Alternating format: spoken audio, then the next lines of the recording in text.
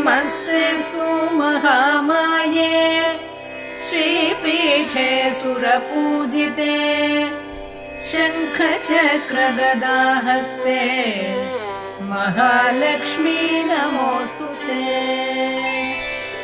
नमस्ते गरुडारूढे डोलासुरभयङ्करी सर्वपापहरे देवी महालक्ष्मी नमोऽस्तुते। सर्वज्ञे सर्ववरदे सर्वदुष्टभयङ्करी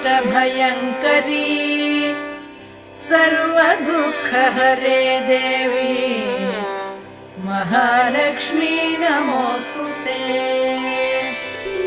सिद्धिबुद्धिप्रदे देवी भुक्ति